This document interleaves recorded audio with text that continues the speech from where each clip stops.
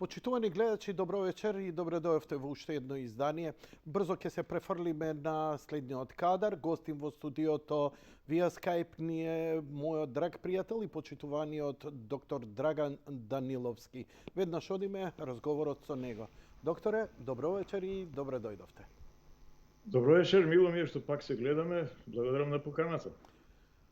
Подобро изгледаш од мене, ама добро, тоа не е работа на години, тоа е работа на внатрешна убавина. Докторе, јавно да ти се заблагодарам, затоа што во годините на корона кризата, за која ја веќе искрено верувам дека беше намерно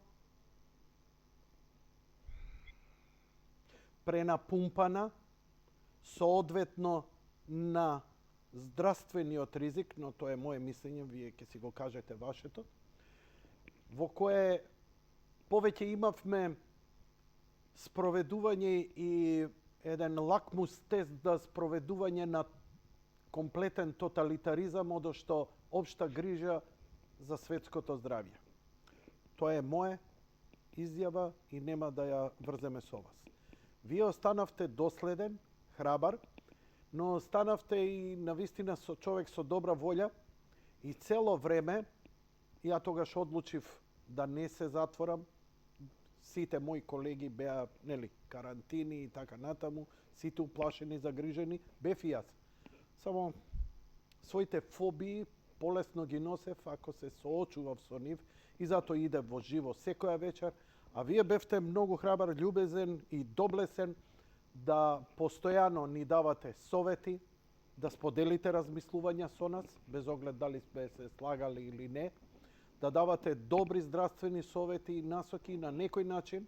Сакам јавно да ти се заблагодарам од свое име, пред се, а и на оние мои гледачи, на кои вака или онака ни помогна за време на кризата, за која пак ќе кажам, ја се срамам што живее во едно такво апсурдно време кое денеска се покажува дека немаше многу логика. Но, еве едно твое размислување сега кога ќе погледнеш наназад, иако е блиска,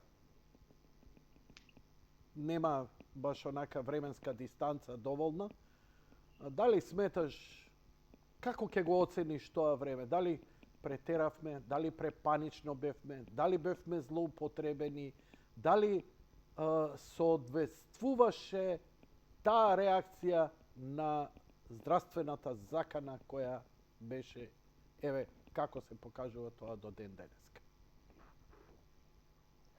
Па, доволна е временска дистанца за да може човек да даде нека своја оцена. Јас мислам дека во почетокот, кога настана таква глобална криза, мислам дека генерално светов не се снајде најдобро. И наместо координирано да настапат сите, да ги наречам така, надлежни елементи, надлежни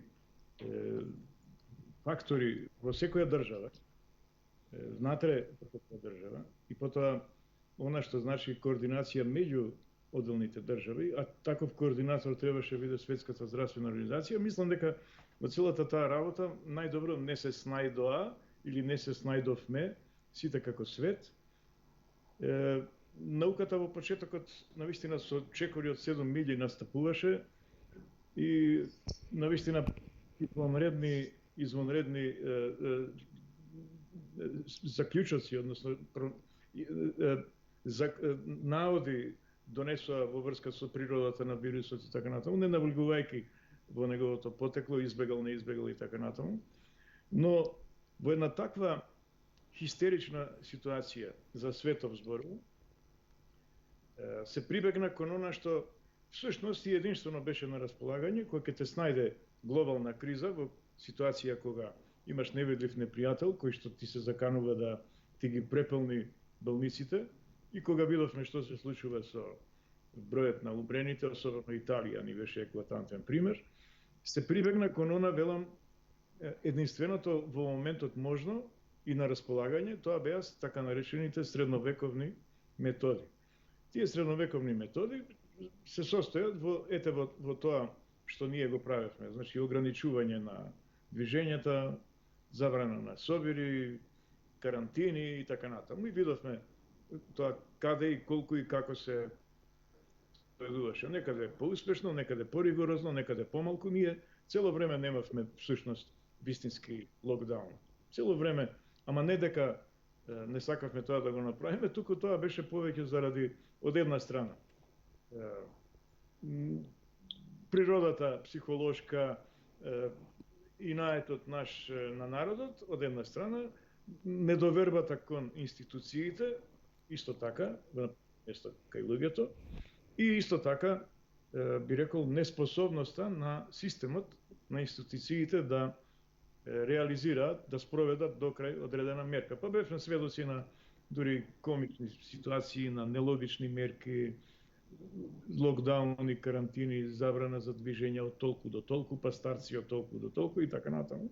Се сврши таа фаза и сега сме во ситуација кога практично проблемот веќе одамна не е од онакви димензии, интензитет и ниво на ризик по животот, како што беше на почетокот, зборам за актуелна ситуација.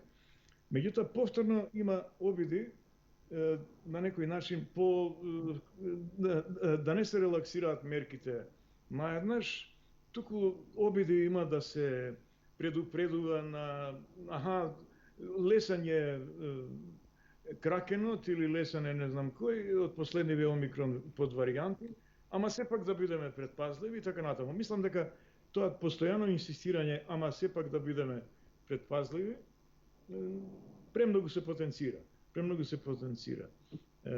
Исто така, значи, она што значи одговор на еден предизвик во епидемиологијата, велиме дека треба да биде пропорционален на предизвикот.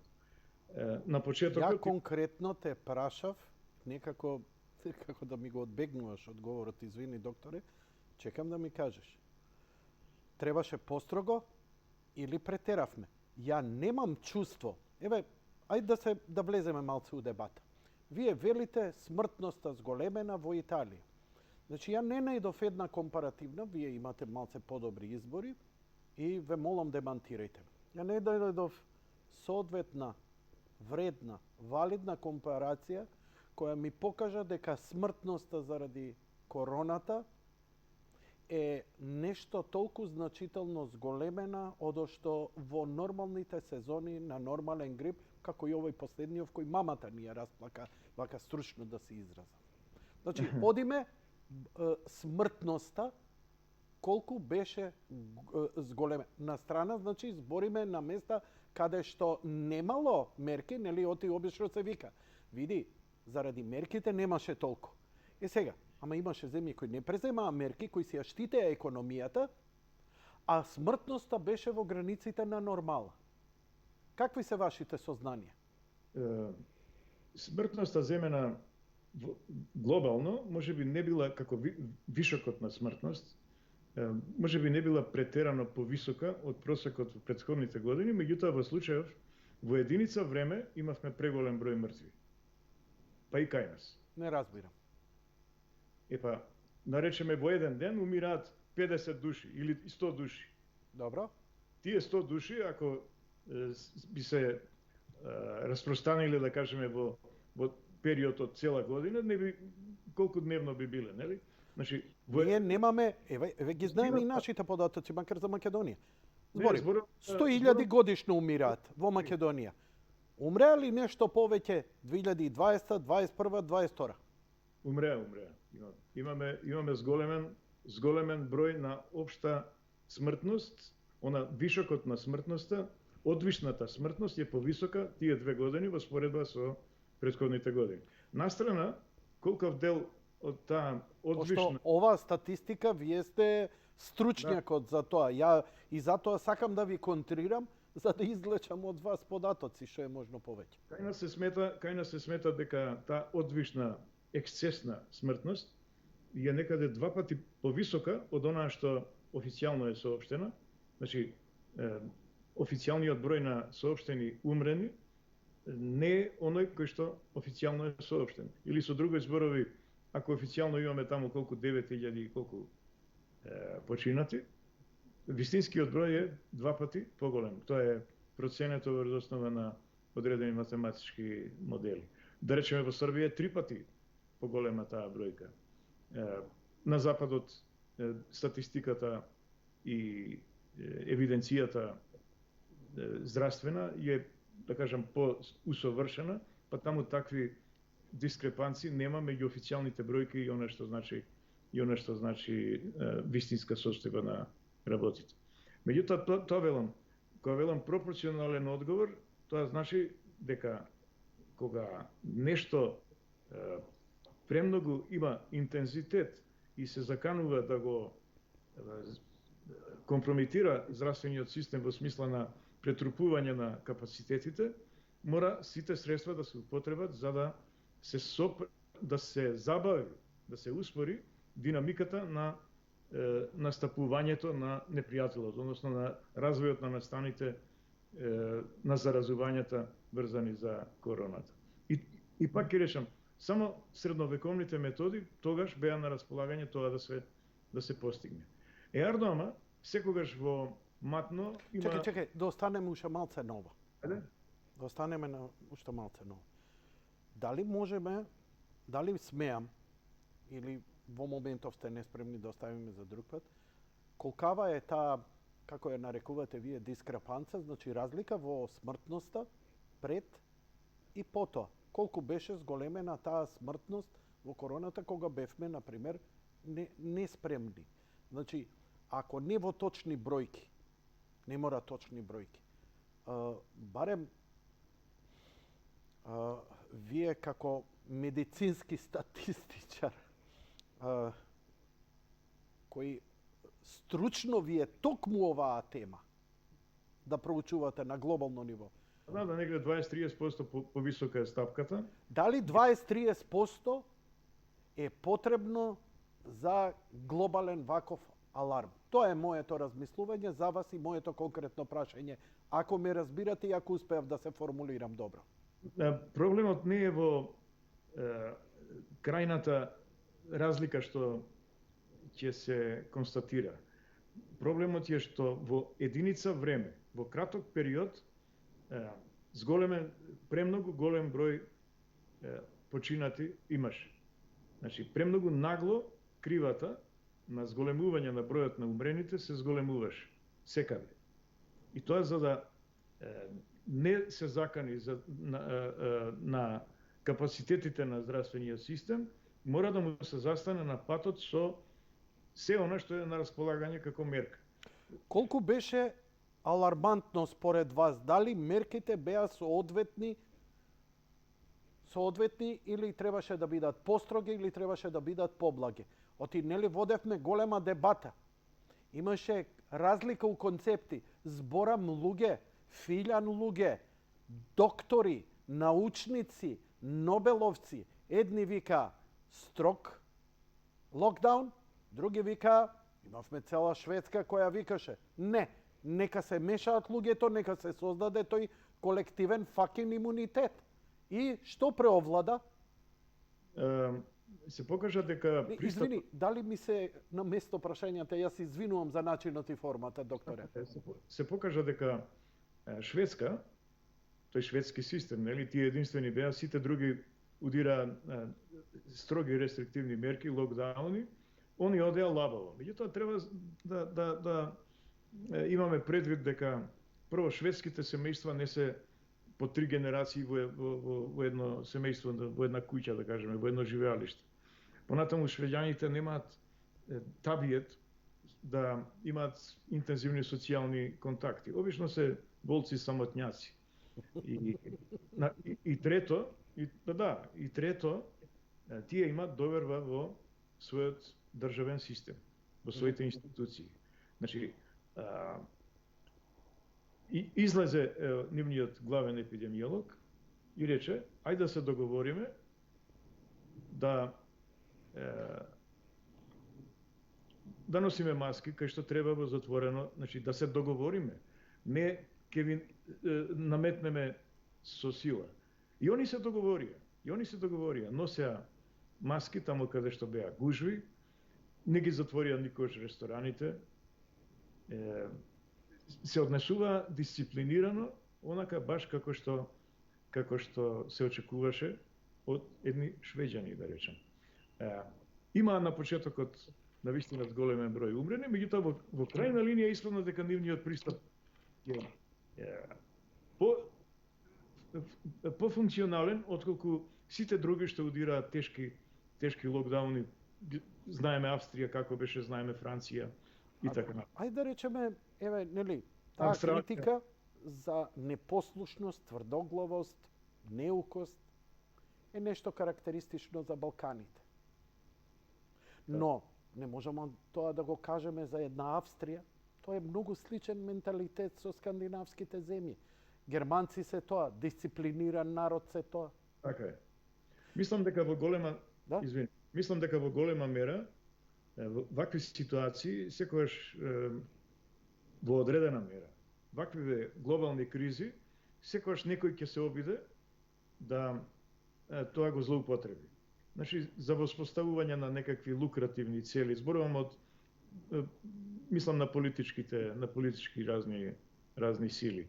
И за очекување беше дека некој ќе се обиде да ќари некој политички поен или да воспостави некакви механизми на функционирање кои што би биле невозможни ако би била нормална состојба на работите, ако не би постоела криза. И мислам дека такви обиди имаше. Било од обиди да се воспостават малце по-автократски политички режими или пак да се лови во матно во смисла на бизнис, да речем така. Ама не можеме да кажеме дека сите лекари, сите научници, секоја фармација беше заднина за таква цел, бидејќи се создаде едно такво сега поларизирање кај човештвото, кој викаат дека лекарите, науката, медицината и фармацијата исклучиво беа во токаво еден ваков тоталитарен експеримент, што ја не можам лично да се согласам, претпоставам не можете ни вие, но мислам дека како никогаш до сега ќе ми дозволиш ја со едно извинување и со едно оградување ти спрема мене да кажам дека не само ние луѓето, вие, научниците и докторите и сите оние со добра волја бевте силувани во наводница за некакви други интереси. Совршено им дојдовте, како да ви кажам, на топка. Знаеа дека вие ќе реагирате, ќе мора да им помогнете на луѓето и ве злоупотребија. И сега гневот е насочен кон Драган, кон новинари како мене, кон фармацеат, а тие кои ги спроведуваа тие работи се богатат, си ќутат во сенка и сега прават тоталитарен план како да не контролираат. Не знам што друго да кажам, докторе. Се согласувам. Би рекол дека генерално медицината или медицинската наука, воопшто биомедицинските науки, и фармацијата, и имунологијата, и епидемиологијата, и микробиологијата, комплетно сите биомедицински науки беа злоупотребени, точно така, за не од сите, нели, но имаше такви обиди тоа да се направи од бизнис секторот, така да речем, од крупниот фармацевски капитал, од една страна. Од друга страна, заради тоа и заради некои други работи, науката го изгуби својот авторитет. Го изгуби својот авторитет и заради тоа, не заради ова што се, како да речам, сакаат да се однесува полтронски на политичките дел од медицинските научници. Туку и заради тоа што во еден момент се случи да истражувањата бидат по вкус на медиумите, на средствата за масовно информирање. Буквално како да значи, со други зборови, се искомпрометира квалитетот и на она што значат научни студии. Се објавуваа работи кои што на некој начин има сензационалистички вкус. Што има во позадина тука? А науката не е таква. А науката не е таква. Затоа велам, се избрука науката, изгуби страшно многу од авторитетот во тек на оваа пандемија и мислам дека треба не години, не знам колку десетици години да поминат за да се рехабилитира генерално медицинската наука.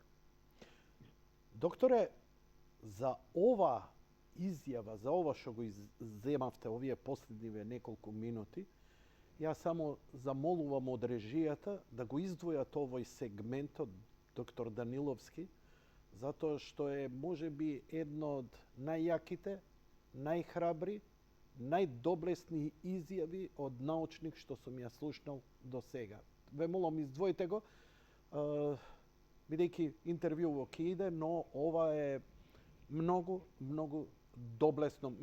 Ме трогна со ова искажување и, како да ти кажам, не само мене, со ова ми ја враќаш вербата, бидејќи ја, освен во Бога, немам во кого што да верувам, но кога ќе се разболам, ја не идам само да се причестувам, јас идам кај мојот матичен лекар и сакам да му верувам. Со оваа твоја изјава ми се враќа вербата дека постојат добри луѓе, дека размислуваат и дека сите бевме манипулирани или во обид на манипулација. Но во се не учествуваше науката и сите од науката. Не, инструментализирана науката испадна во крајна линија во глобала земен. Значи, час и чест на поединци, на делови од научните институции кои што сега да не ги генерализираме работите, нели? Меѓутоа, голем дел од она што значи елитна наука, наука врвна, добар дел, јас би рекол, се лизна и падна на испитот на објективноста и забегаа малку во некои води кои што... Можеме ли да посочиме вака по земји? Гледам голема дебата и се отворија процеси во Соединетите Американски држави, колку и некој да ја неќел и да ја не ја сака или ја сака Америка, нејзините капацитети за демократија, за наука, се уште најголеми во свет. Точно е дека има таму обиди за страобални глобални манипулации, но единственото место кај што ќе се јави отпорот е токму таму и токму од нив, токму од научници, лекари и ова. Што во моментов сега на ова поле се случува, затоа што сакам да се префрлам на вакцините и големата дамка и сомне што се фрли за вакцините во последниот период, за што ќе се согласиш и за што би сакал малце да дебатираме сега во наредниот не знам, дел од разговорот. Да, во контекст на она што како надоврзување на пред малку што го зборувавме, нели? Околу Така?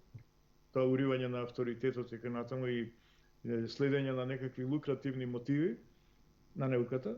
Па еве ние сведоци сме дека ако не сега за овој кракен, така наречен сој што се појави, ама до кракенот на цел глас сите можни да ги наречам така агенции, релевантни фактори здравствени во светов, од CDC па преку Европската агенција за лекови, па и Светска здравствена организација, сите на цел глас зборуваат дека од 5 години натаму вакцини треба да примат сите. Ги фаворизира вакцините од деца натаму. Мислам, буквално за сите возрасти. Јас тоа не можам да го прифатам, па не знам што. Па заради тоа што едноставно веќе она што значи соеви на короната сега што се јавуваат, не предизвикуваат последици по здравјето, не само кај децата особено и во почетокот кога Најмалку имаше, тоа сакаш да ми кажеш? најмалку имаше, да речеме, Најотпорни беа. поотворни беа и тоа точно се знае зошто биле поотворни, затоа што помалку рецептори, тие ACE рецептори за кои што се врзува вирусот, помалку децата имаат, малите деца, во своите бели дробови, отколку возрастните. И едноставно заради тоа полесно поминува. Какви се тие рецептори? Сега веќе ако стручно вака да потпрашам. За вирусот, кој ќе се вдише, тој се впива, да речам, во слузокожата и се врзува на така наречени ACE ги викаат рецептори во зидот на клетките. Вирусот се врзува за нив со спајк протеинот, со овој шилесот на својата површина, за да може откако ќе се врзе да навлезе во внатрешноста на клетката на микробието. Кај децата помалку има такви рецептори. Што ми има помалку? Помалку вируси можат да навлезат во ткивото на белите дробови. И од секогаш било така, коронава беше... Се извинувам, имам заглавување на екранот, сакав да го затворам. Океј, добро, пардон, се извинувам, продолжете ве молам. Ништо. Значи, ако децата по дефолт, по дефиниција од сам почеток се покаже дека полесно поминуваат и воопшто помладите доке 20 години па и повеќе, исто така полесно поминуваат, во споредба со постарите генерации, јас не гледам зошто се инсистираше од прво од беа до 18 години, па после ги спуштија до 5 години долната граница возрастна, да се примаат вакцините. Знаеш што беше страшното во тоа? Не беше страшно кога ќе ми се обратеше лекар како тебе или ќе ми се обратеше научник. Туку кога ќе ми се обратеа една каста, јас се извинувам, не ќам да ве воведам во муабетов, значи ова е веќе идам во политика, ова е мое, и ова е моја изјава. Ве молам, оградете го доктор Даниловски ако некој има проблем и сака ова да го издвои.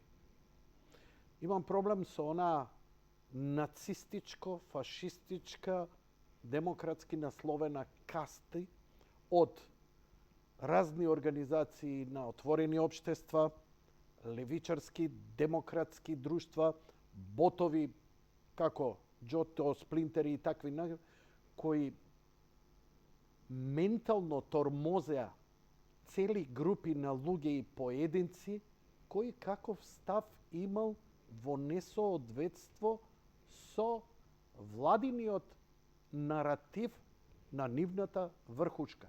Тоа беше страшно. Ја тој прогон го трпев, но јас сум куче кој е истрпело такви џукели, имам шарпланine сум за нив. Но страшно беше за многу луѓе кои првпат се соочуваа со таков мобинг. Луѓе беа изложени на мобинг. Ја се извинувам, докторе, ова не е дел од нашиот разговор. Ова е мобинг. Па ти си бил црковен, ти си бил нецрковен, ти Господ, ако го спомнеш, нема Господ, има вакцина, не смееш вакцина, не можат да дослушаат. Не секој беше спремен за вакцина, имаше луѓе со специјални состојби здравствени кои што можеа да примаат, имаше луѓе кои не сакаат нивните помали деца и испаднаа разумни и така натаму. Но се беше или ќе се тетовираш или никако. И сето тоа создаваше еден силен протест, затоа што, докторе, ако ти си човек со широки назори и тебе многу ти е јасно дека колку и да сме се бореле за здравието, нашите предци, а почнувајќи од нашите идоли, секогаш прво им била основна слободата, па за слободата и здравието и животот го давале. Значи, многу тежок период и бараше конкретна поларизација. Или си за, или си против. Ми се чинеше, знаеш како се чувствував?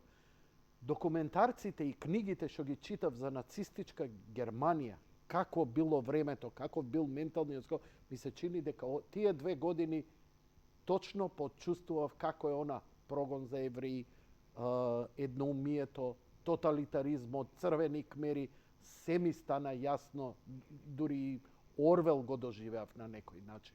Ова е мое, се извинувам. Продолжуваме научно, а ти ако сакаш, повели. Да, секогаш тоа е во природата на човекот. Во природата така функционирале и порано човечките општества. Значи не е ништо ново што сега ние, што современици што сме во живо што го искусивме ова со корона пандемијата, па некако вака малку не импресионира малку повеќе затоа што во живо нам ни се случува. Тие сите обиди за злоупотреба, за искористување на кризата за не знам, ќе ги наречам само лукративни цели, за ете така, нели, политички некакви позиции за земање во однос на противниците, позначајни, повисоки, да се ќари нешто и така натаму. Тоа било, така беше и после пандемијата со шванскиот грип, 18 година. Кажи? Помина, грипот помина, па дојде економска криза, еве и сега економска криза, нели? Па 31 година се појави Хитлер. Па после 39 година што се случи, знаеме. Нели? Сега не сакам да ковам, нели? Па да... Ама еве, веќе војната ја имаме, ја имаме, прокси војната помеѓу НАТО и Русија, економска криза. Докторе, ја не го согледувам, го согледуваш многу добро ова. Се наежив. Ама, нели, како да се повторува историјата, но тоа е нешто што очигледно е својствено за човекот и неговото општество. Ја што знам сега, ќе лупнам можеби, како да таквите тие циклични кризи, циклични од ваков вид, па и војните, како да биле некои, како да се представуваат како по некоја законитост да се случуваат и како да служат за филтрирање, за прочистување на човештвото генерално. Како да кога ќе се натрупа премногу плевел, нели? Треба да земеш па да ја запалиш комплетно нивата, па да изгори и сувото и суровото, па после тоа ново жито да засадиш. Малце ова апокалиптично звучи, меѓутоа навистина после вакви биолошки, односно глобални кризи, да земеме црната чума во 14-15 век, секогаш се случувале некакви би рекол така, револуционерни промени во општеството и премин во нови општествени епохи. Нема премин, би рекол, сега да не влегувам во политичка економија и во социологија, промената на епохите во развојот на човешкото општество, нели, првобитна заедница, робовладетелство, феудализам, капитализам, па немало мирни транзиции, него биле насилни транзиции, тоа ми кажуваш? Воопшто кажувам, значи нема транзиција еволутивна. Секогаш кога ќе се натрупа револутивна спротивности, револуционерна е промената од една во друга епоха. Октомвриската револуција да ја земем, француската револуција да ја земем. И таа после некаква здравствена криза се појавува? Не, ама општо земено, еве ова што се случи со Втората светска војна, после тоа имаме еден процут на цивилизацијата, се изнатрупа спротивности, се јавува глобална криза, не сакам да речам дека ова е намерно предизвикана, се разбира, но за очекување би било после ова ништо да не биде исто. Затоа што она што значи капитализам, она што значи капитал, тој се базира на експлоатација на трудот на човекот. Па се сеќаваме Трамп што велеше сите што се 60 годишњаци додат да работат, да се жртвуваат за економијата за да не им пропадне стопанството. Трамп тоа се залагаше на времето кога почна пандемијата. Значи капитализмот не го интересира човекот, не го интересира добробитот. Тој се би рекол лицемерно е. Нив ги интересира капиталот. Мора да се врти капиталот по секоја цена. Мора да се врти. И мислам дека дефинитивно после ова ништо нема да биде исто. капитализмот нема веќе да смее да си дозволи, нема да му биде допуштено да си дозволи, нели, пазарните законитости да владеат, туку она што значи, така ли се вика, државен интервенционизам, дека многу повеќе од сега натаму ќе биде присутен за да се контролира неконтролираниот апетит за профит на капиталот. Мене ова ми звучи како полоша варијанта, извини. Одошто, па види, ако гледам во историјата, процесот на цивилизацијски на запад е за време на либералната економија, кога пазарот беше оставен сам на себе. Да, беше малку суров, малку и поише, но се регулираше. Војните, кризите и економските кризи започнаа со регулирање и добрите намери државата да ги контролира средствата и како ќе ги наменува во име на добра волја. Тоа се два концепта кои идат, нели, социјализам и капитализам, и двете имаат фантастично добри работи, ама и двете имаат фантастично лоши страни. Затоа што и велат капитализмот предизвикал војна. Не. Предизвика војна контрола. Државите кога почнаа да контролираат и да имаат пари и да наплатуваат даноци и да генерираат или надминуваат кризи, да одредуваат кои компании ќе преживеат, кои нема да преживеат, бидејќи до тогаш беше, знаеш, фирма пропаѓа, окей, ќе обстане подобрата. Некаков природна селекција. Било страшно тешко, ама тоа подразбираше миграција на работна сила, луѓе преквалификации и така натаму. Но ние старееме и сакаме, нели, малце грижа за мене. Неќам да работам на 60, пардон, се извинувам, ја работам на 60 и ја нема како тебе да се пензионирам. Додека овдека на клоци не ми избркаат од негде. Ја нема да престанам да шега на страна. Интересни се овие концепти, можеме цела вечер да разговараме. Доврши ја мислата, те молам, па да идеме на вакцините. Да. Зборот ми беше дека ќе се соочиме со период во кој што државата малце повеќе ќе се меша во така да речем регулирање на Што повеќе од ова, докторе? Тотален комунизам, па тоа го имавме. Русија пропадна заради системот, не затоа што русите се неспособни, едноставно системот сам себе се корумпира таков. Така. Добро, очигледно ова ја и ти негдека со некоја чаша лимонада свеж сок ќе дискутираме. Приватно.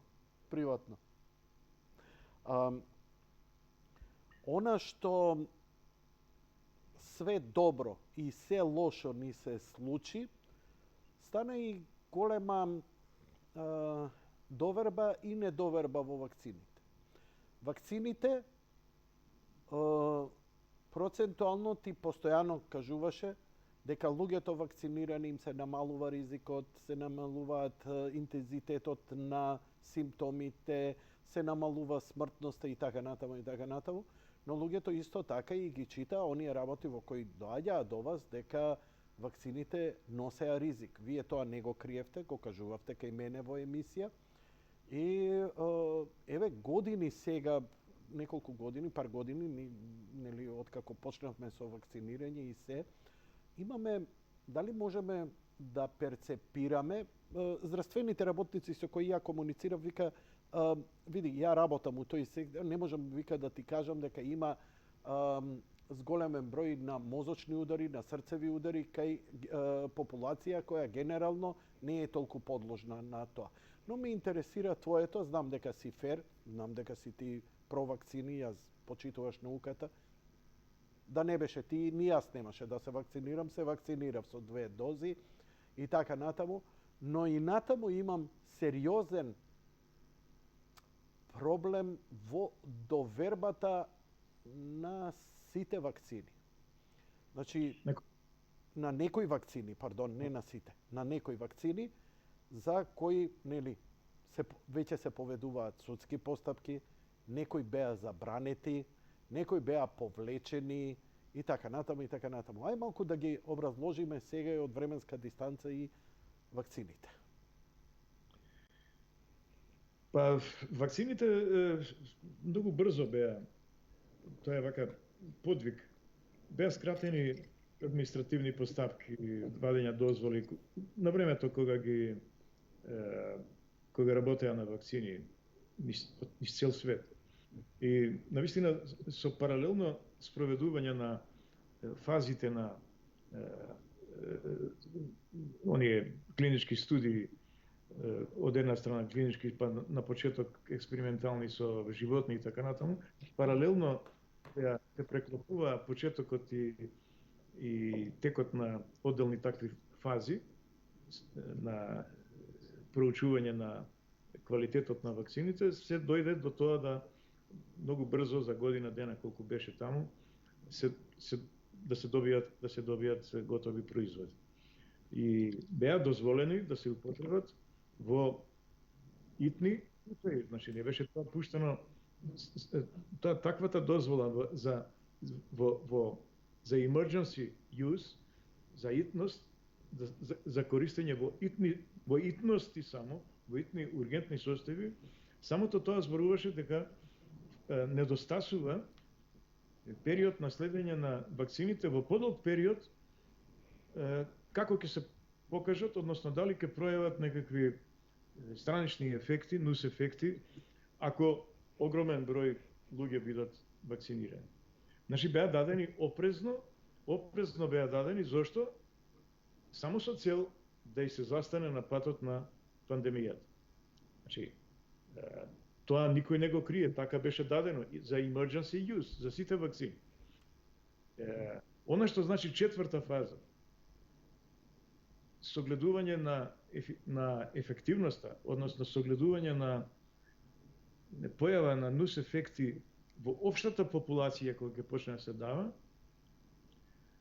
сега си сите вакцини во таа фаза, се покажува дека овде онде се јавуваат, мозочни удари се јавуваат, инфаркти се јавуваат, не знам, одредени коагулабилни состојби, тромбози и слично. Меѓутоа, сепак не се кај оние што значи за кои што вакцините биле неопходни, кај ризичните групи, сепак тие такви нус ефекти не ги како се вика тоа, не ги пременува. Малце течноста на мислата ја изгуби, ми е тешко да те следам. Да, значи... Ај парафразирај се, доктори, се извинувам, бидејќи имаме време, иначе да идевме оние брзо зборки, ќе те оставев, искажи се, но ај малку парафразирај и кажи за да разберат сите што збориш, не само јас. Така.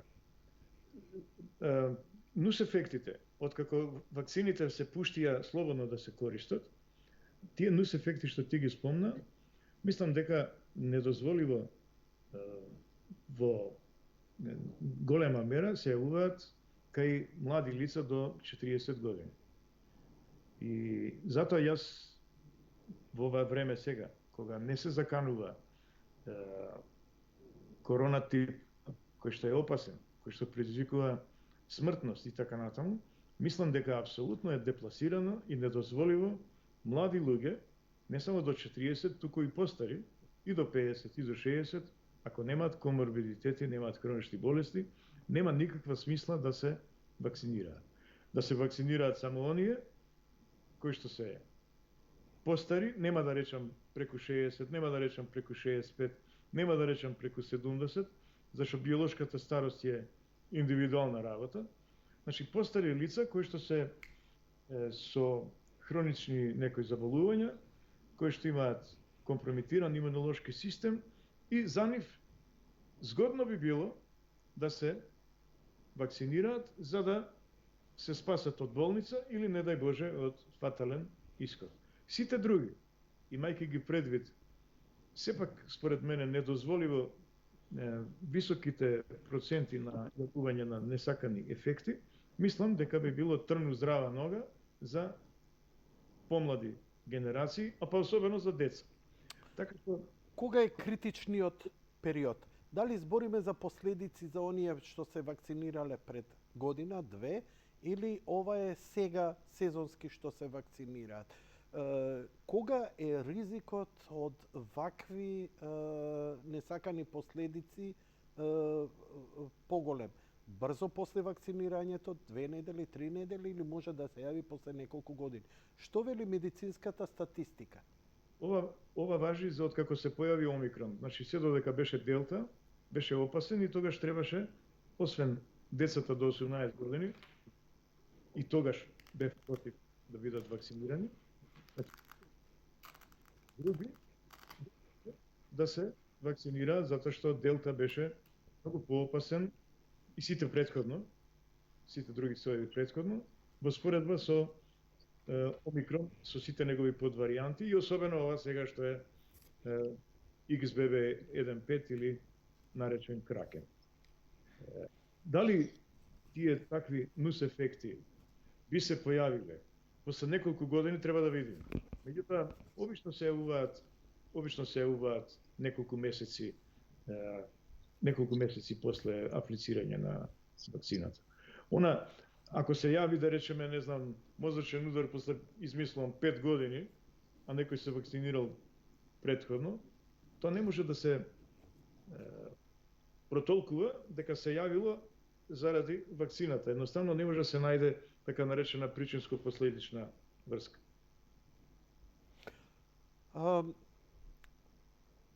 Која варијанта е оваа што се појавува и малце образложете го вашиот, под наводници, вие сте многу смирен човек, вие сте многу рационален човек, но како малце да отидовте над својата линија на смиреност во последните изјави во врска со сензационализмот кој се рашири со кракенот. Над мојата смиреност. А не, слушај, Да. Драган, имам некој телевизиски бон-тон спрема тебе. Ние имаме личен. Значи, ја и ти да сме на маса, сега ќе имаше превртуење, столици, кршење чаши, ќе викавме, ќе не бркаја од кафана, од нервоза, оти слободно ќе збориме. Но те молам, слободно пушти си емоции ако ти доаѓаат и слободно искритикувај. Сета одговорност на твоето кажано ќе ја преземам ја. Еве, на невидено. Значи, што и да изјави доктор Даниловски вечерва, јас сум виновен. Ја го наместив, ја направив. Мене судете ме, мене тужете ме, мене хејтајте ме. Не, немам проблем со тоа, Јанко. А ти слободно те молам, како ти доаѓа така да збориш. Бидејќи ја стварно, знаејќи те, вау, викам како ги исплеска копилјациве, кликбејтериве и така натаму, и многу со право. Те молам, образложи се. Да, види, зошто така реагирав? Па се најдов затечен, се изнервирав всушност. Кога видов што е напишано, а видов откако не знам колку до 30 души ми се јавија во инбокс и на телефон, упаничено, да ме прашуваат вистина ли ова што да правиме, вака и вака, секој завршувал во болница. Буквално таков исказ беше напишан и пренесен во неколку портали. Нема да ги именувам. Демек, на почетокот се е окей. Пиши ми ги, ја ќе ги именувам, ја ќе идам на суд. Окей. Ќе ги лежам, само да ги отерам у мајчину. Вака гласеше. Боже ме прости. Да, повели. Отприлика импровизирам. Значи, во почетокот се е окей, но потоа постепено се јавуваат компликации и скоро секој завршува со хоспитализација. Ете така пишуваше за Кракен. И луѓето испаничани почнаа да се јавуваат. Најдов јас, линк ми пратија да го видам што е тоа напишано и реагирав како што реагирав, го напишав тоа кај мене на Facebook профилот. Зошто го напишав? Го напишав заради тоа што и покрај тоа што јас разбирам, оти нема медиум што не работи, што не функционира за пари. Не се објаснуј. Не ги објаснуј медиумите. Објасни си го само твојот став, те молам. Медиумите не треба да ги правдаме, нити да се правда зошто си го кажа. Само твојот став и реакцијата. Значи, тој сензационализам сметаш дека беше контрапродуктивен, напротив ќе наштети на здравјето на луѓето и на општата состојба, одошто да не реагираш. За жал, докторе, ти си у пензија, не реагираше Министерство за здравство, ни еден ваш колега, ните оние кои глумеа и нели да не наоѓам, да не почнам дека Македонија до ден денеска немаше протокол. Министер искача и вика, ние имаме протокол, вика, за болени од корона. Лаже! Лаже, бе, искача, суши, лаже. Немаше протокол. Јас знам, ја бев заболен од корона. Ја бев по болници за други пријатели. Нема. Ти ме знаеш кога бев на интерно и така. Никаков протокол нема. Разговарав со луѓето таму. Каков протокол? Нема протокол. Протокол и една работа, која ќе се каже протокол, тоа треба да биде на ниво на... Сега дигресија направивме малце од ова... Извини. Ама врати се после на темата. Да, извини. Кога јас инсистирав дека таков протокол треба да има, мислев дека тоа треба да биде законска обврска за секој доктор што работи со корона. Па тоа е протокол. За да биде законска обврска. Тоа упатство, тие доктринарни упатства, ставови, треба да бидат издигнати на ниво на законски документ. Тоа се вика упатство базирано на докази или на ниво на подзаконски акт, бидејќи член 29 од Законот за заштита на населението од заразни болести бара да се работи болестиве сиве да се лечат врз основа на упатства направени врз основа на медицина базирана на докази. Evidence-based medicine. За МЕРС има, за САРС има, таму тоа 2002-2003 година. За SARS-CoV-2, односно за COVID-19, нема. Упорно нема. Зошто нема? Затоа што ако има, тогаш треба секој да се држи до тоа што е напишано таму и кривично да одговара ако не се држи до тоа. Вака, кога немаш пропис законски што те обврзува со закон да го применуваш, ќе правиш што сакаш. И правеа некои што сакаат, и луѓе здрави ни умираа во болници. Добро. Отом потом. Знаеш и сведоштвата во мојава емисија. Да се вратиме на темата во врска со... Значи, реагирав заради тоа што едноставно беше искажана невистина. Невистина заради обид, нели, да се пласира сензационалистичка информација во наводници. Што се твоите податоци во врска со кракенот? Како се разликува и колку е неговата, како го нарекувате вие тоа, заразност, преносливост, фаталност? Да, тој е позаразен. Нема проценка колку пати е позаразен, да речеме, од овие последниве BA4 и BA5 подваријанти на Омикрон. Меѓутоа, овој така наречен XBB1.5 официјално, како што се вика, е дериват на BA4. Значи, потекнува од еден од претходните субваријанти на Омикрон.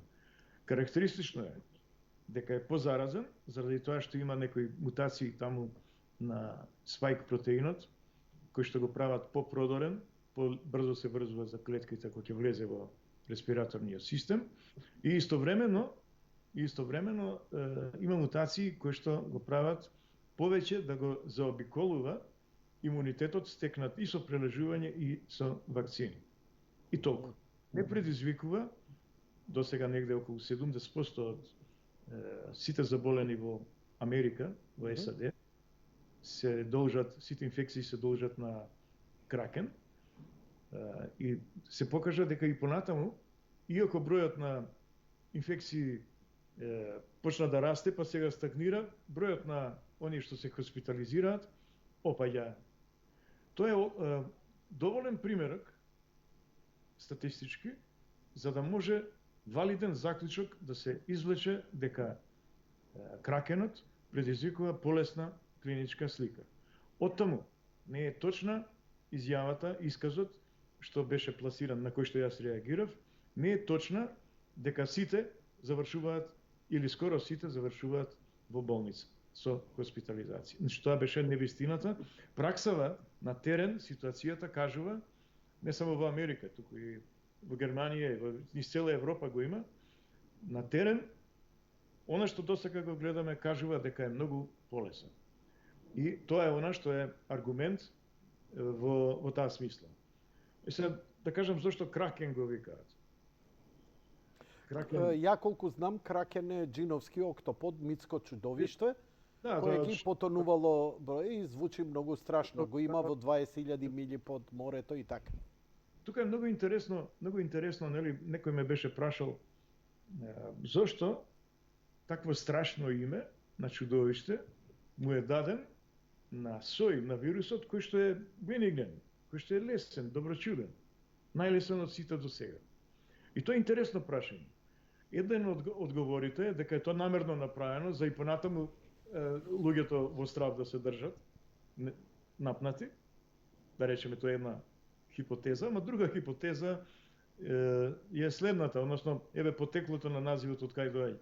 Го има измислено еден имунолог од Канада, не ми текнува името, со идеја дека досегашната номенклатура што се базира на букви и на бројки, XBB1, не знам, BA5, BA4, XF и така натаму, BF, малку збунува тоа, он тоа го нарекува салата од букви и бројки, и тоа е начин на именување на вирусите, на означување на соевите, кои што за обичниве луѓе е неразбирлив. И сега, демек, за да биде повпечатлив начинот на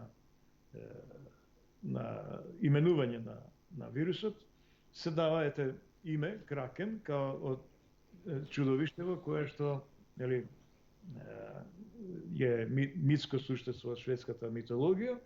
Кога го дал тоа? Тогаш кога на северо-запад од Америка поголем број луѓе заболеле со инфицирани биле со овој сој на вирусот некаде крајот на декември.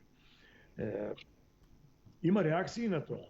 Има реакции, исто негови колеги реагираат. Зошто баш мора страшни имиња да се даваат, кога непотребно... Да не идеме во семантика. Кажете ми, да, непотребно, поентата? Непотребно страв да не се сее кај луѓето. Значи, зошто нема потреба од страв, докторе? Па нема потреба затоа што едноставно до таа мера короната се испуца, до таа мера во своите обиди да обстане, мораше да жртвува нешто од себе. Значи, за да остане под светлото на сонцето, за да остане и понатаму да битисува, мораше да се откаже од некои своји особини. Таа особина е да биде смртоносен. Значи на сметка да биде позаразна, изгуби на смртноста. Имено. И тоа јас Сакаш да ми кажеш дека првиот сој на корона беше најсмртоносен? Да. Тој јас што го прележав. Добро, интересно. Во просек земен. Вака неколку прашања под прашање, извини, нешто допрев на моја, добро, во ред, се вративме назад, се извинувам поради тоа. Вака сега неколку конкретни прашања. Зошто за време на короната немавме грип? Инфлуенца? Да. Мерките што беа спроведувани, рестриктивните мерки, го потиснуваа не само SARS-CoV-2, не само короната, туку ги потиснуваа и сите други респираторни вируси. Значи, штом ќе ограничиш ти социјални контакти, штом ќе правиш локдауни, тоа ограничување на тие контакти го спречува и ширењето и на сите други респираторни вируси, и затоа ниту во 2020, ниту во 2021 година немавме или овде онде спорадично ќе имавме по некој случај не само на грип, туку и на други респираторни зарази. Тоа беше нормално, бидејќи истите мерки влијаева не само на ковидот, туку и на другите вируси. Со попуштање на мерките, наеднаш, како го викаме тоа ребаунд ефект, ефект на повратен удар, наеднаш кренаа глава не само вирусот, грипот, туку и други респираторни зарази. Ковидов секако еволуираше во полесна форма. Секако за ковидов имавме сите тазе, да речам така, имунитет, и затоа нешто со ковидов посебно не се случи. Меѓутоа, овие другиве вируси, на кои што не бевме изложени 2 години, особено децата, не само што почна имунитетот да слабее, бидејќи кратко траење, туку и да не се формира кај деца кои што нови се родија, кај новородените овие последниве 2 години.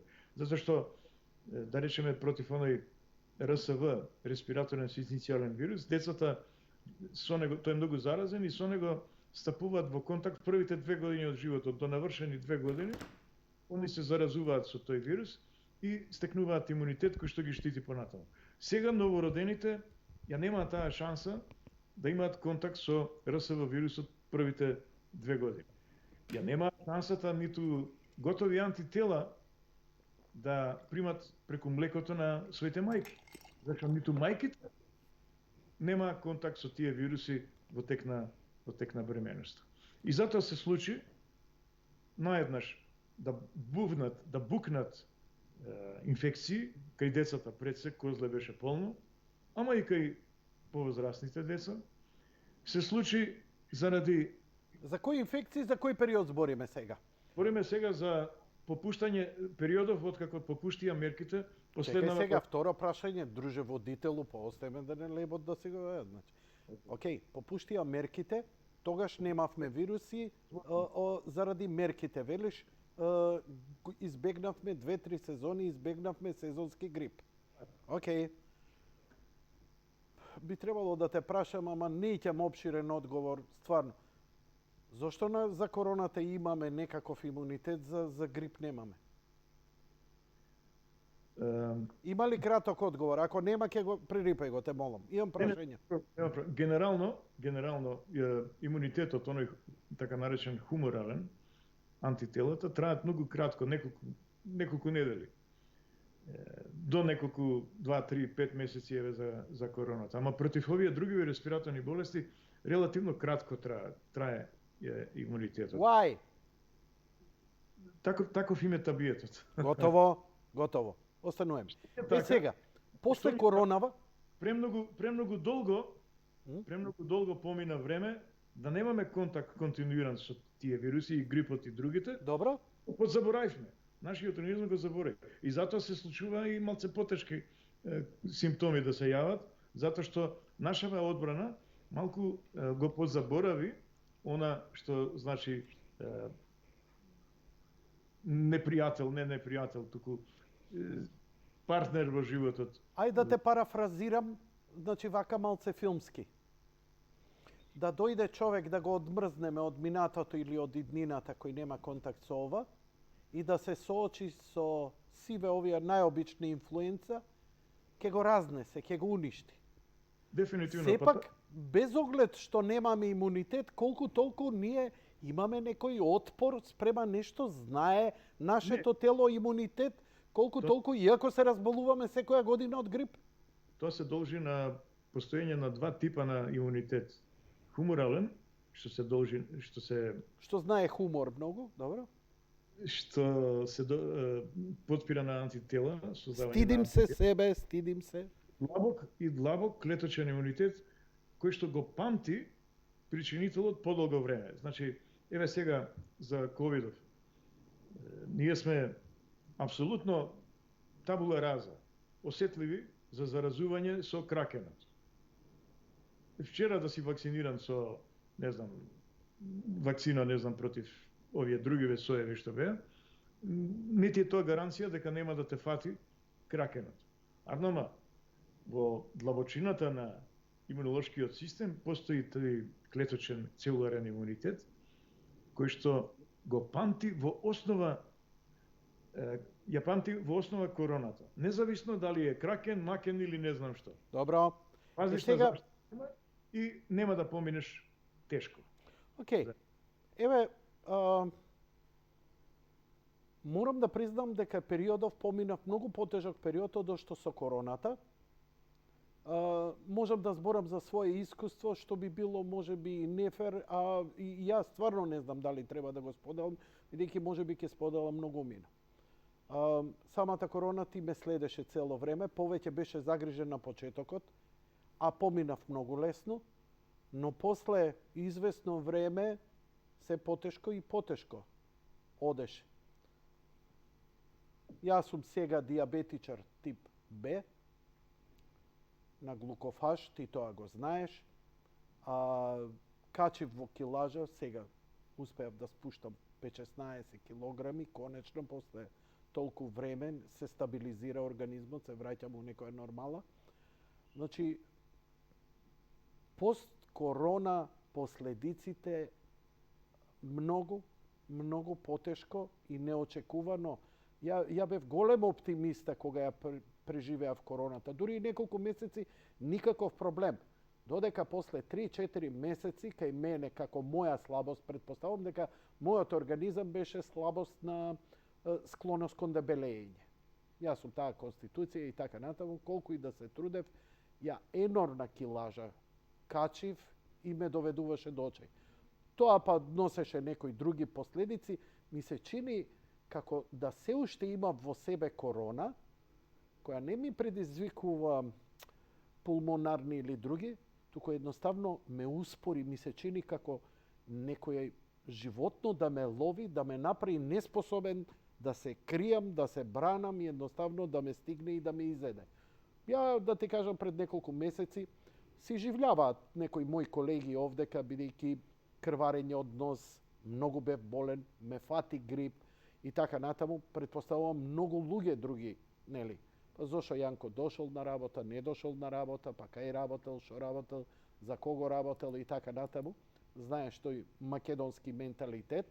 И don't care, си искористив ситуација ја да си расплескам малце, но во суштина ме фати грип и ја не знам дали повторно имам корона. Мојата матична викам да прегледуjem, а шо ако прегледуеме, вика. А што е битно дали е корона или грип? Прво, вика, не се разликуваат симптомите. Второ, истиот третманот. Ја, вика, немам што плюс да ти дадам дали си корона или е класична инфлуенца. Имаме витамини, имаме чаеви, ако развиеш инфекција, имаме антибиотици. Тоа е, game over. Па викам, ова е како и цел живот, да. И сега проблемот беше што последиците после короната ми се зголемува, ме ослабеа и психички, и физички, и ментално. А самото заболување на вирусот, кој предпоставам беше инфлуенца класична сезонска, кој ни се врати, дали он беше многу појак, или едноставно ние бевме послаби па истрпевме една ваква сериозен период. Зборам дека луѓе и со месеци кашла, кива, нос му тече, запалени синуси, стомачни проблеми, многу подолго. Како вика, грип една недела, максимум, толку. Но ова испадна малку поинаку. Едно твое размислување опширно, јас се извинувам што бев опширен, ма сакам да нафрлам што е повеќе не заради мене и мои симптоми, туку да опфатам и од другиве гледачи што им се случува. Повели. Па, види, на подлога на исцрпеност на организмот, не кај тебе, туку генерално зборувам, на подлога на исцрпен организам од една, две, не знам, некои по 3 пати го фаќа ковидот, сепак организмот малце, така да речам, се исцрпува или имунолошкиот систем се конзумира на некој начин, се паѓа на колена. И сега ако набрзо после тоа се настапи, дојде до контакт со некој друг респираторен вирус, било тоа да е од грип или некој вирусна настинка, аденовируси, риновируси, секакви ги има, тогаш за очекување на подлога на малце компрометиран имунитет, имунолошки систем генерално, она што значи после тоа инфекција со грип или друго, да се помине малце потешко. Тоа е вака една ситуација која што е нормална. Така што едноставно не би се загрижувал. Она што треба да се направи е да се урамнотежува, да се поттикнува урамнотежување, нема да речам да се јакне, имунолошкиот систем, со што повеќе пробиотици, пребиотици, и тоа јас предпочитам да советувам тоа да биде од природни извори, да биде од ферментирани млечни продукти. Еве сега имаме кисела зелка, расол, прекрасен извор е тоа на пробиотици и на пребиотици, значи растителни влакна, кои што служат за прихрана на цревната бактериска флора.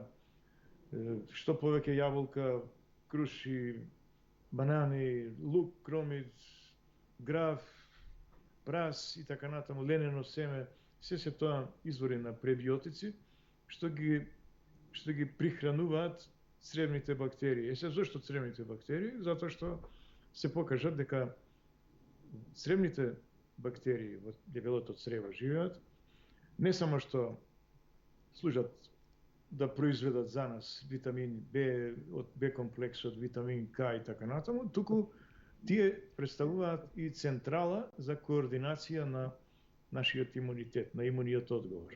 Колку поздрава и поразновидна цревна бактериска флора, толку нашиот организам, нашиот имунолошки систем е помоќен, покадарен, адекватно да се спротивстави на предизвици од надвор, на напади од разни микроорганизми, бактериски или вирусни сеја. Ете од таму потекнува потребата од пребиотици и пробиотици. Пробиотиците ќе внесат, ќе ги обогатат со нови видови. Ја ќе те демантирам. Сето тоа теоретски е многу точно. Ти знаеш која количина на пробиотици јас ја земав, ништо не ми помогна. Морам да признам. А искрено, еве, сите кога заболевме, со тоа се лечевме. Де факто. Пробиотици, витамини, и ако развиевме, нели, да ни се даде дали панцев, кој сумамед. Ја отидов на крај земав сумамед, не може ми тој ме оправи, очигледно некој внатрешни овакво, значи предизвикува, но знаеш што, еден стабилен, нормален организам, секако дека со пробиотики може да се избори, ама вака уништена персона психички, физички, ментално, интелектуално како ја. Има една квака тука, една закачка.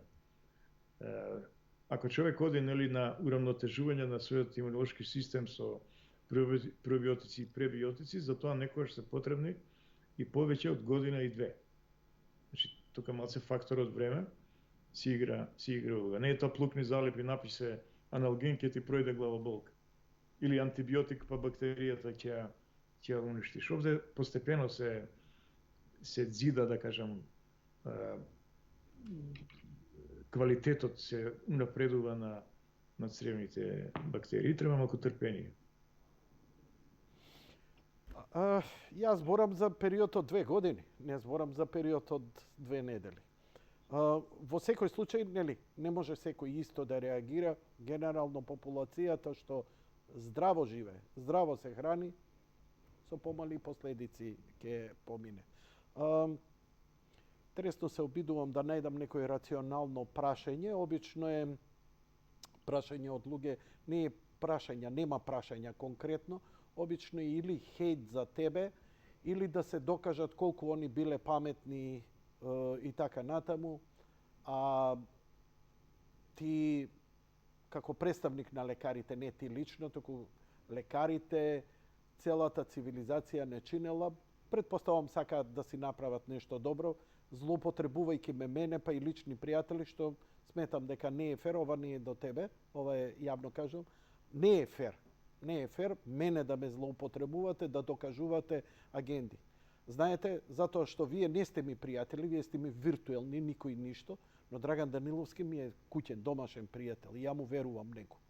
И ја кога ќе се разболи некој, ја кај него се јавувам. И му верувам. И ми помогна многу пати, не само мене, туку на целото моje семејство, на мои пријатели. Знаеш за пријателов, кога ти се јавив у еден за бајле, спасивме што направивме, ама нели, не е битно. Овие што се со агенди здрави, нели, ние сме сакале да ги труеме со вакцини и така натаму. те неќат да слушаат. Тоа се, знаеш, како едната страна што е затворен ум, така и овие. Ти убаво кажа. Уште тогаш, и ја ќе те цитирам, дека вакцинирањето не треба да биде задолжително, туку треба да биде на доброволна основа. Секој да си ја понесе одговорноста. И ја те послушав, си реков, моја одговорност, што ќе ми се случи, нема да те мразам ни тебе, ни систем, јас си одлучив, јас си го земав ризикот. Знам дека и кога земам аспирин, позади ми пишува, има ризик од внатрешно крварење на простата, на желудник, да иницира чир на желудник и така натаму. Па го пијам со мој ризик, свесен што може да ми направи, како и се друго во животот. Докторе,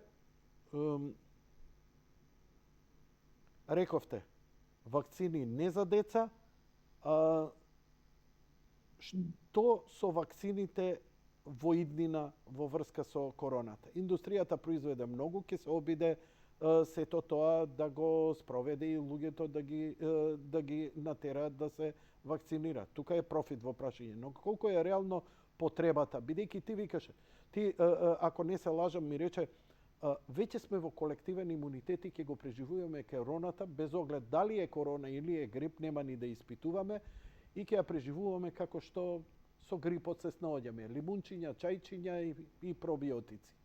Ама, Да. Јанко, и пред да заврши? Да, повели. И пред да се појави короната, го имавме грипот. Грипот, нели, потешко заболување од обичните настинки. Зошто? Затоа што често знаеше да предизвика пневмонии, особено кај деца до 5 години, кај трудници и кај постари лица, кај старци, и оние со компрометиран имунолошки систем од X причини. И затоа беше, значи зборувам за периодот пред короната, и затоа беше препорачувано сите што се ризични категории, препорачувано беше, а не задолжително, нели, да се вакцинира. И одеа постари луѓе се вакцинира. Деца не ги носија на вакцинација, ама пак ќе речам, деца до 5 години, ризична група се за грипот. Кај короната таа категорија возрастна не е ризична група. Значи имаме една група помалку. Така што со настапување на короната и со незината еволуција од многу страшна во лесен микроорганизам, дојдовме до ситуација да речиси таа се вброи во друштвото на сезонски грип заедно со грипот, заедно со настинките. Бидејќи исто како грипот и понатаму може кај ризични поединци да предизвика пневмонија, и тука сега, исто како што пред короната за грипот велевме, сега велиме не само за грипот, вие сите што сте ризични, мудро е да се вакцинирате и против корона. Небитно дали имаме сега или немаме, а немаме, бивалентни вакцини, така наречени против корона или не знам какви, обезбедуваат заштита од тешки симптоми и овие стариве што беа на располагање. Арнова мислам дека нема веќе. Така што повторно е се на доброволна база, никој не правеше такли, никој не се бунеше, кога со години наназад се препорачуваше ова за грипот. Па сега на грипот надодаваме уште едно заболување кое што ќе остане меѓу нас. Како грипот исто така. Препорачуваме сега, препорачливо е сега и против ковид ризичните да си се вакцинираат. Но тука веќе ја нема како ризична група категоријата деца до 5 години, а за грипот ја има. И толку. Што покажуваат, вие во своите доста ги фалевте своите излагања овдека, новите mRNA вакцини.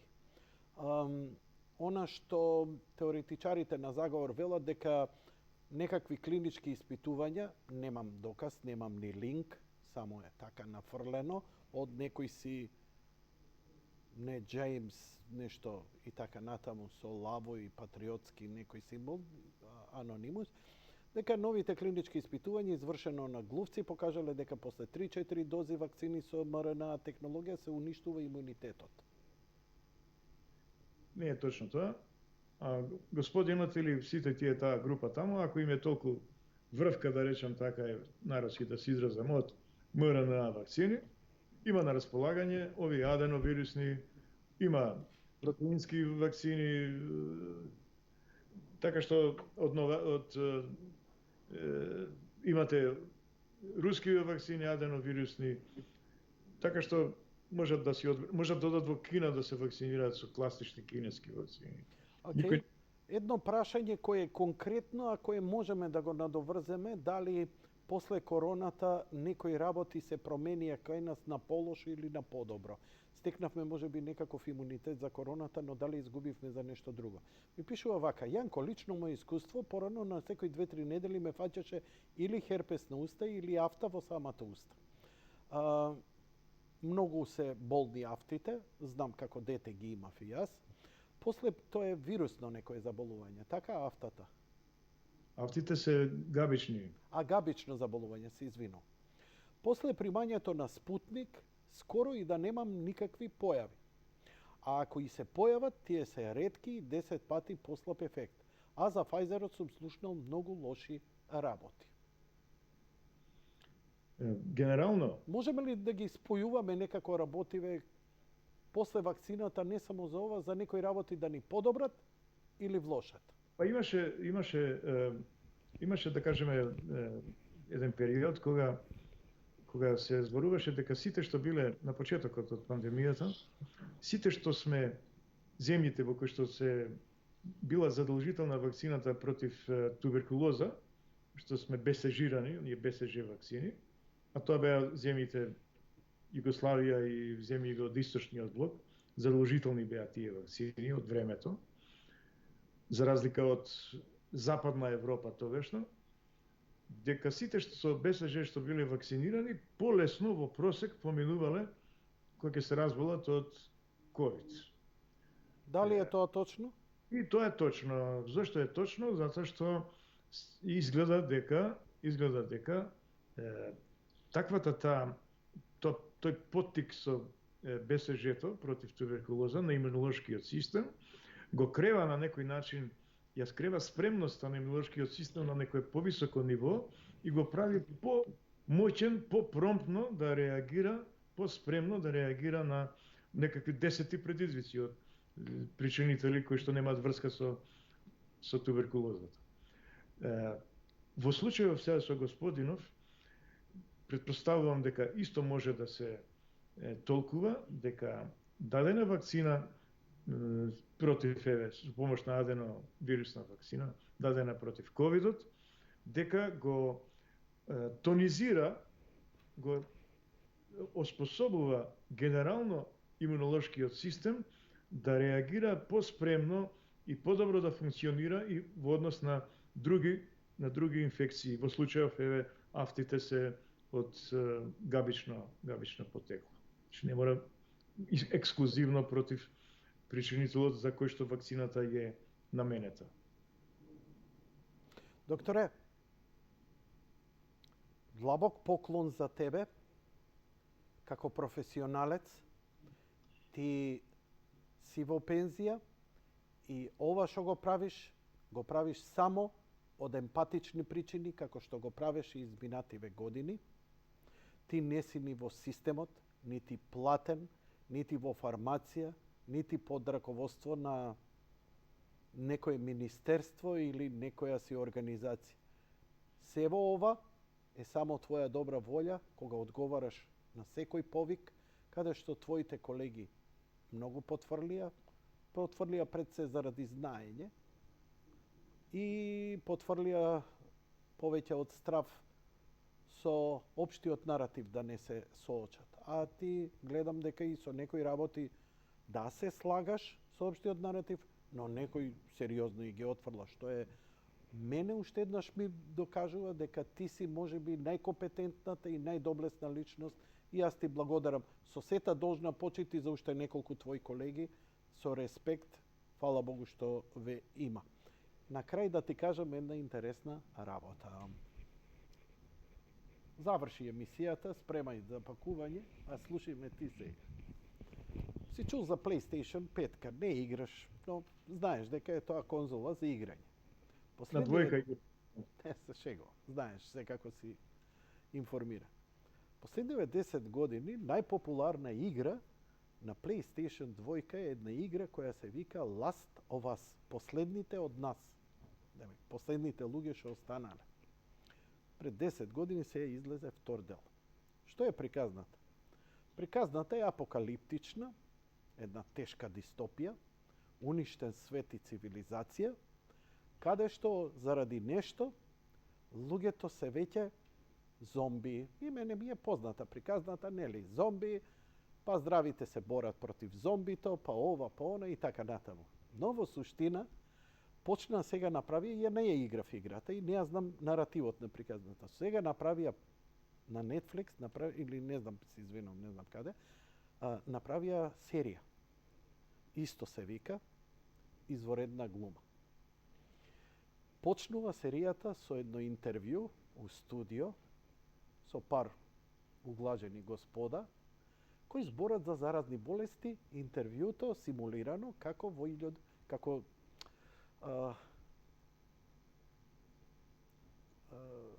документарно снимено, демек, изворедно добро, и како да е снимено 70-та година. И еден збори, и вика, добро, заразни болести, ово, она, да, вика, ама не е проблем, вика, науката, медицината, ќе извади антибиотик, ќе извади вакцина и така натаму, така што и да има предизвик, ние се соочуваме и го победуваме. Тоа вика низ наука, низ опити и така натаму, па го спречуваме. Предпоставам дека е тоа, нели, 70-та година, вариола, вера, колера, се уште имаше во светот и така натаму и беше интересно.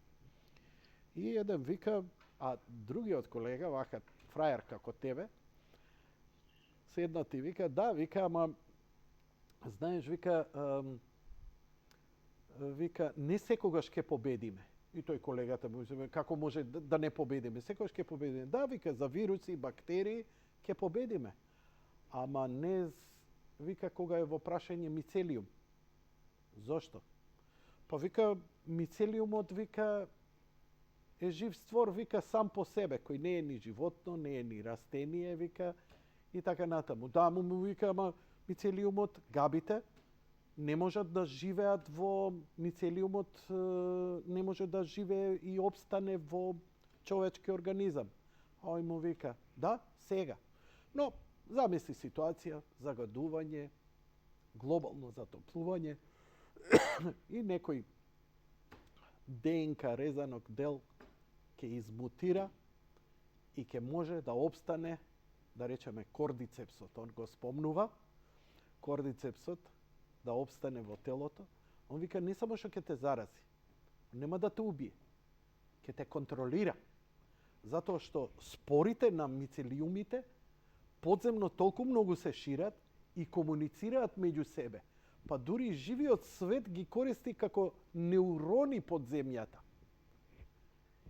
И сега, втората епизода дава Малезија, идат кај една колешка твоја, 10-20 години подоцна, и носат пациент мртов. Ова за гледачите поише, ама и за тебе. Не може ќе ја гледаш чисто као научна фантастика. Ја носат во мртовечница. Како е? Вика да ми кажете за ова. Ама зошто ја? Јас сум, вика, за мицелиуми, како се вика, микробиолог. Нели? Вика, што ја? Генерали ја собираат со хеликоптери, со чуда.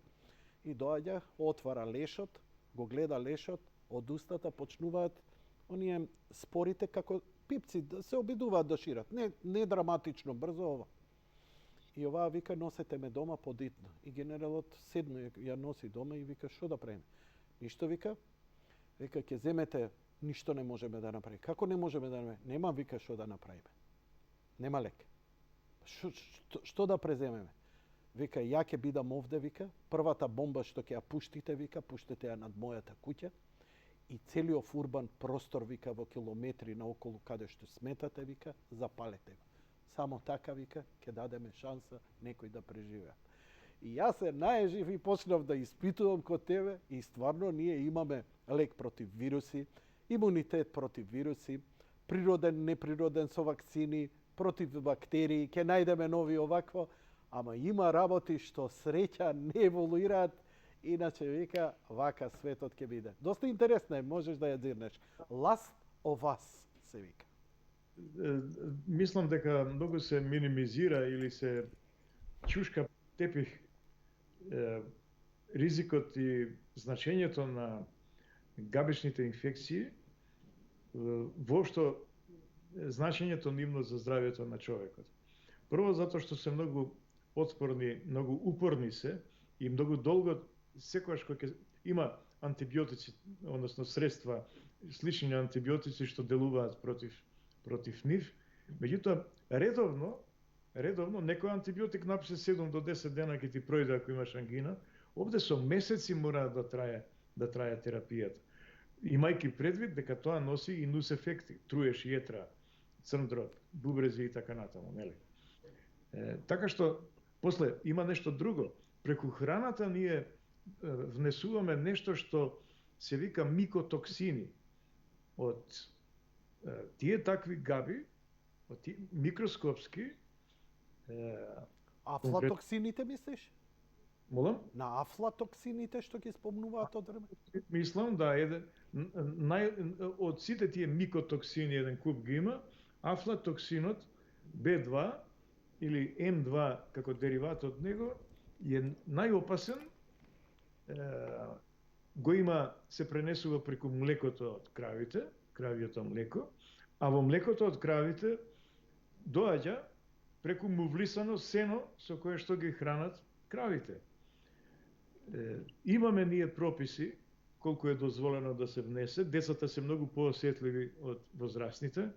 Децата ако внесат хронично, ако внесуваат афлатоксини, кај нив се случуваат заостанувања во развојот, закржлавен телесен раст се случува, намалување на интелигенцијата, значи развојот на централниот нервен систем се успорува и така натаму. Цеталожи во црниот дроб може да, бидејќи канцерогена супстанца, може да го зголеми ризикот од рак утре и така натаму, и така натаму, и така натаму. Ризикот од такво нешто, од појава на афлатоксини во нашата храна, не само во млекото, туку и во лебот наш насушен, буквално во секојдневието ни е тоа основна намирница. Добро, во печење, со печење не се... Или тоа е токсин, тоа не е жива твар, не унистуваме нешто живо, туку е токсин, така? Труење, буквално. Значи, со варење, со печење не го уништуваме. Не. Значи, тоа се тие ризици кои што ни се непроценливи и несогледливи. Не знаеме колков е обемот, затоа што она што го прави Агенцијата за храна и сточарство, како се вика, они прават рандом тестирање. Зема по случаен избор, примерок млеко, не знам, од тој производител на пазарот, од оно и така натаму, и определува, не знам, за левот дали прават такво нешто. Меѓутоа, прашање е... Ова е труењето, а ја прашувам, конкретни живи габични инфекции кои трујат, дали се тоа во уста, не вирусните, туку габични, во одредени делови на телото, служо кожа и така натаму и така натаму. Сега за сега некако локално е, но утре не знаеш како тоа може да еволуира или кој во кој момент сега експериментира во некоја лабораторија. Најчесто застапена габа микроскопска е Candida albicans, кандида, која што за несреќа се јавува секогаш кога ќе попушти имунолошката одбрана на организмот, која ќе клапне на коленици. А клапнува тогаш кога цревната бактериска флора се компрометира или тотално се уништува од X причини, најчесто од антибиотици. Штом тие бактерии наши добри, така наречени, добри во наводници, кои што живеат со нас и ни помагаат во урамнотежување на терање на нашиот живот, дури се нарекува цревната бактериска флора second brain, втор мозок, затоа што директна анатомска комуникација постои меѓу дебелото црево и бактериите таму со централниот нервен систем. Состојбата на цревната бактериска флора влијае на ганглии, на нервни мрежи кои што се наоѓаат во цревата наши и затоа се вика втор мозок. Состојбата на тој цревен нервен систем, gut brain, ка наречам, директно влијае на состојбата на централниот нервен систем горе, на мислата наша влијае, на расположението наше влијае. Покажано е дека депресијата многу веројатно е последица од дисрегулација на gut brain, на цревниот мозок. Кажи ми, сега, извини, спомна на неколку пати. Се премети gut brain, креваат глава, овие габичките, кандида албиканс и други, можат да го освојат организмот, генерална инфекција да предизвикаат, не само локална, и тогаш месеци и месеци трае лекувањето. Значи, да не ги подцениме. Уште само ова да не го оставаме за друга емисија, иако ќе ми биде задоволство уште еден разговор вака, бидејќи се надевам дека ти остави време за зборење, ама јас сум малце од тие ненормалните кои устане да затворат и малку повеќе зборам, ама затоа девам подолги емисии да можам и јас да си направам муабет, а не само гостинот. Прашање ми е, можеме ли да го елаборираме сега или сакаш засебна емисија, новиот закон за заразни болести што треба да се донесе кај нас? Зашто да не? Сега, затоа што сме при крај на емисијата и немаме многу време, или да идеме во посебна емисија? Што мислиш, дали ќе треба малце по-големо излагање? Па јас тоа можам во неколку реченици да го кажам. Ти благодарам, повели. Значи, прво, законот како што беше донесен, прво процедурално, според мене, иако тоа не е моја работа, меѓутоа и процедурално перцепирав дека се носи со европско знаменце и се оди преку Комисија за политички систем, а не преку онаа која што е матична комисија за здравствена комисија на собранието. Тоа за мене е недозволиво. Понатаму, процедурално исто така и е грешка што не се направи јавна расправа меѓу сите релевантни, да кажам, стейкхолдери, сите учесници, сите заинтересирани страни, од доктори преку правници, па ако сакате и пациенти. И она што е као содржина спорно за мене е дека во членот се предлага со предлог законов за измени и дополнување на Закон за здравствена заштита на заразни болести, се предлага во членот 28 на законов да се додаде став 6 во кој што стои дека, се парафразирам, импровизирам, дека се има право да се забрани пристап на невакцинирани и непрележани лица во објекти, во затворени објекти, кафани и друго. Тој член, став 6, е дел од содржина, целиот тој член 28, се однесува на COVID-19. Значи, во содржина која што се однесува, го регулира аспекти на COVID-19, се додава уште еден член, уште еден став кој што бара дека не се дозволува пристап на невакцинирани и непрележани лица. Па јас на тоа реагирав, напишав, имам кажувано и во медиуми, дека такво нешто да се предвиди со закон во време кога COVID-19 е на коленици, кога пандемијата што туку завршува, всушност, е недозволиво, нелогично, безсмислено и едноставно стручно неоправдано. Друг момент исто така спорен е дека се предвидува да се електронски да се следи да се користат електронски методи на следење на контакти, на луѓе инфицирани и така натаму, ако за тоа има потреба. Таквото значи мобилна телефонија и други работи. Таквото нешто во средина, како нашата, во која што електронската заштита на личните податоци, би рекол, е скромна, кога секогаш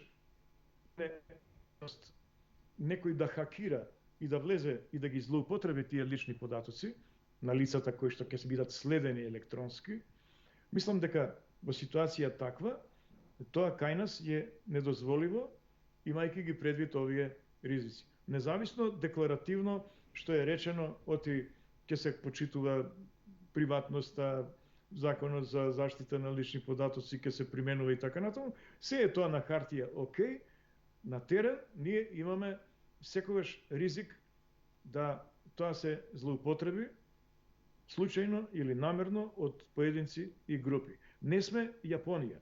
Јапонија и целиот оној далечен исток извонредно помина за време на ковид пандемијата, особено Јапонија, Сингапур, да речеме, Малезија и така натаму, добро помина со следење електронско на контактите, но тие се далечен исток, тие се во врвот на светот по развојот на електрониката, на дигиталните тие сите аспекти. А нас пет министерства 5 пати ни ги годинава ни ги хакираа. И тоа аматери. 5 министерства 5 пати ни беа хакирани годинава и тоа од аматери. Од аматери. Така што и Морам да прекинеме, докторе. Да, и за тоа реагирав и мислам дека и тоа не е време такво нешто да биде предвидено во закон. Океј. Тогаш следниот повод за следниот разговор ќе биде која ќе видиме како ќе се донесува за законот и нели малце поопширно ќе го образложиме. За вечерва ја ви благодарам многу за вашето учество и ви благодарам за се ова што се потрудивте да ни го објасните. Благодарам јас на поканата и извинување што во негде некои сегменти така малку индиспонирано делував. Супер беше. Уживај. Ајола Бај се извади од тоа Џони Уокер Блекот и да не здравиме. Почитувани гледачи, тоа беше се за вечерва. Благодарам за вашето внимание. Лека ноќ и пријатно.